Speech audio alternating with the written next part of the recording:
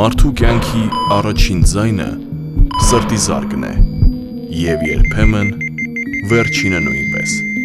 Այդ զարկի մեջ կա ամեն ինչ՝ վախ, հույս, պայքար և կյանք, բայց կա մի հարց, որը հազվադեպ ենք տալիս մեզ. ովքեր են պահում այդ զարկը։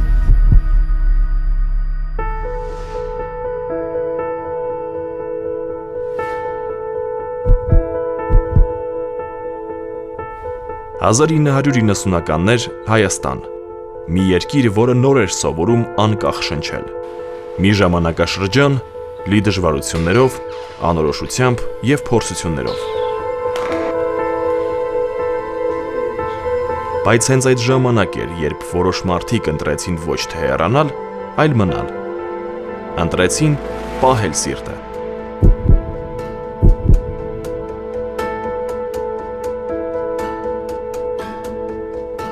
Նրանք բժիշկներ էին, բայց ավելի շատ մարդիկ, որոնք հավատում էին, որ նույնիսկ ամենաբարդ պայմաններում կյանքը կարելի է պահել։ Այդ ճանապարհի ակունքներում կանգնած էին Արմեն Նարգիզյանը, Սվետլանա Գրիգորյանը, Սվետլանա Գուրգենյանը, Վիկտոր Տեր-Գրիգորյանը, Վիլիս Մկրտչյանը, Ռուդոլֆ Գաբրիելյանը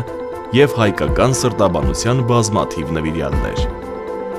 1993 թվականին վիրաբույժ Հրայր Հովագիմյանի գլխավորությամբ հիմնադրվեց Նորք Մարաշ բժշկական կենտրոնը։ Հենց նրա շնորհիվ առաջին անգամ տարածաշրջանում սկսեցին իրականացվել սրտի վիրահատություններ։ Նրանք պարզապես բժիշկներ չէին, նրանք մի գաղափարի կրողներ էին։ Եվ նրանց մեջ կար մեկը, որ կարողանում էր տեսնել ապագան, երբ ներկան դեռ անորոշ էր։ Կարլեն Ադամյան, բժշկական գիտությունների դոկտոր, պրոֆեսոր, ակադեմիկոս։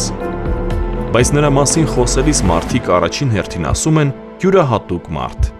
Կարլեն Գրիգորյանը երևի վերջին ազնվականներից մեկն էր։ Առաջատար գիտնական, առաջադեմ հայացքների տեր սրտաբան, որը պարզ էր, միշտ հասանելի էր երիտասարդ սրտաբանների համար և միշտ աջակցում էր։ Շատ սուր հումոր ուներ, շուտ դիպուկ և խելոք հումոր էր։ Խիստ էր և գիտության նկատմամբ, և իրեն նկատմամբ, և բոլոր իր աշակերտների նկատմամբ։ Շատ ակնածանք առաջացնող մարդ էր իր հանդեպ, բավականին դրական էմոցիաներ առաջացնող և շատ հետաքրքիր էր իմ համար հպարտություններ, որ Հայաստանը ներկայանում է այսպիսի տեսքով։ Իմ առաջին հանդիպումը դա է եղել։ Իմ հիշողության մեջ մնացել է որպես շատ բարի, բայց արդար մարդ, շատ էր գնահատում կանանց։ Ինքը ոչ միայն ղեկավար էր, այլ առաջնորդ։ Շատ խելոք անձնավորություն և իմաստուն անձնավորություն, այդ երկու որակները շատ հաճախ չեն համակցվում իրար հետ։ Ակադեմիկոս Ադամյանը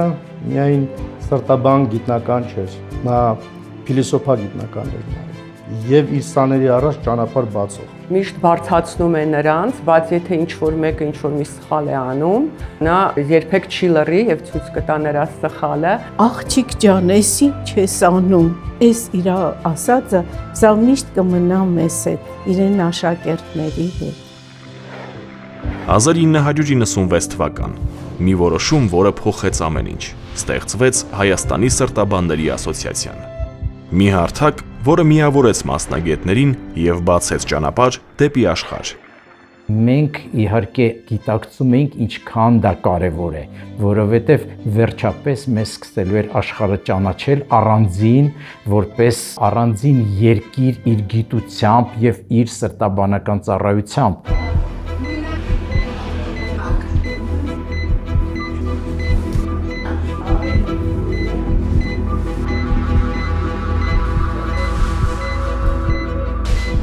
Դա այն հարթակն է, կազմակերպությունն է, որ միավորում է բոլոր սրտաբաններին անխտիր և բոլոր սրտաբանները հավատարիմ են նաև ասոցիացիայի գործունեությանը։ Մեր ասոցիացիան, որը պարբերաբար իրականացնում է գիտաժողովներ, պարբերաբար իրականացնում է համապատասխան գիտական հետազոտություններ։ Միջազգային բազմակենտրոն հետազոտությունները Հայաստանում, որ իրականացվել են, դա առաջին եղել է սրտաբանական դաշտում իրականացվող հետազոտությունները։ Եվրոպական ասոցիացիայի անդամ երկրներից միշտ մեծ հաճույքով մասնակցում են մեր կոնգրեսներին, մեր սրտաբաններին են հրավիրում։ Եվ արդեն 1 տարի անց Հայաստանը ստացավ իր առաջին հրավերը մասնակցելու միջազգային կոնգրեսի։ Փարիզ, Առաջին քայլը դեպի մեծ աշխարհ։ Էկրանի վրա երևաց Արմենիա։ Դա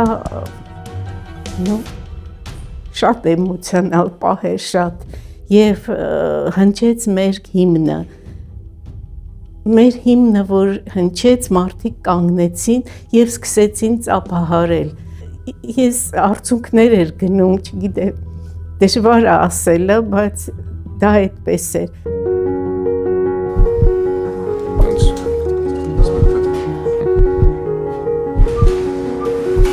Ամենակուր համայնքը ըստ իս դա սրտաբաններն են։ Այն դեմքերը, որի անունները գրված էին մեր գրքերում եւ դրանք մեր համար անհասանելի էին,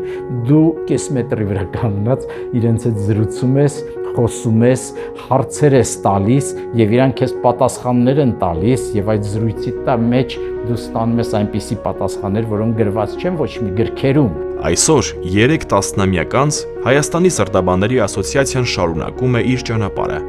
Գիտաժողովներ, միջազգային համագործակցություններ, նոր գիտական ձեռքբերումներ։ Հպարտ եմ նշելու,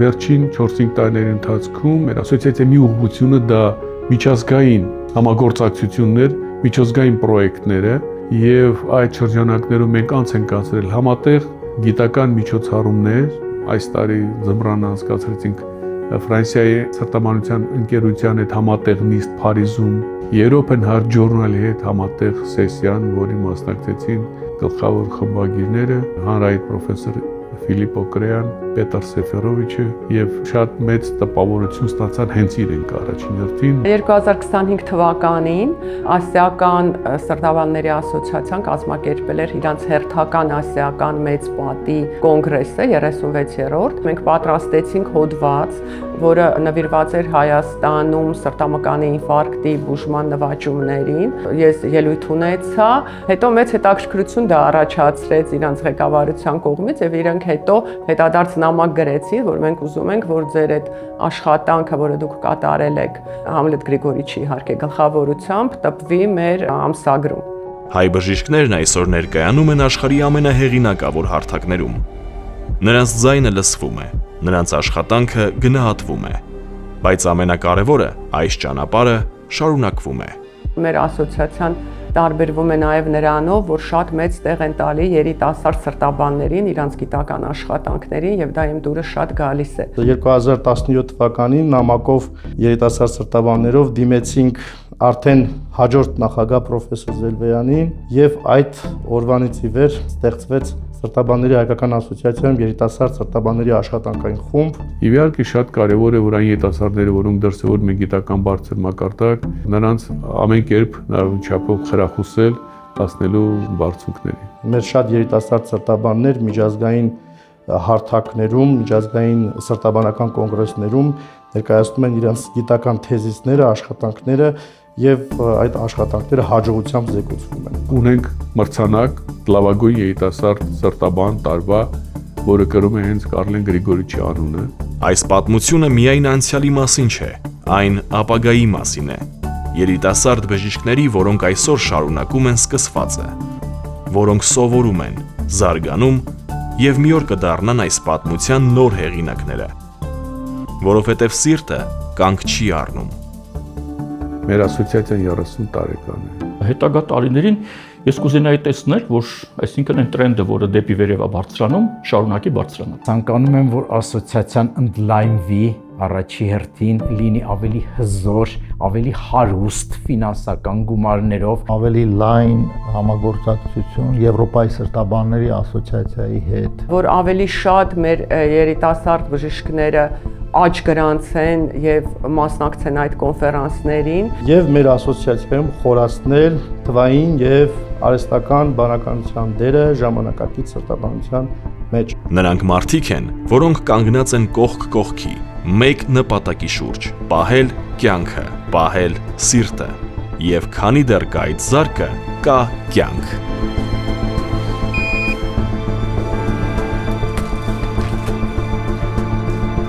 Նախ ես ուզում եմ շնորհավորել իմ բոլոր գոլեգաներին եւ միաժամանակ շնորհակալություն հայտնեմ վարչության անդամներին, բոլոր այն անդամներին մեր ասոցիացիայի, որոնք եղել են իմ կողքին, մեր այս բոլոր նախաձեռնությունների, մեր բոլոր այս կատարած աշխատանքի ժամանակ։ Իսկ ես ինչ կուզենայի տեսնել, ես կուզենայի, որ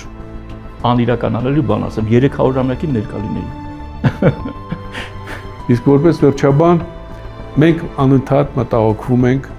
մեր ժողովրդի սրտերի համար։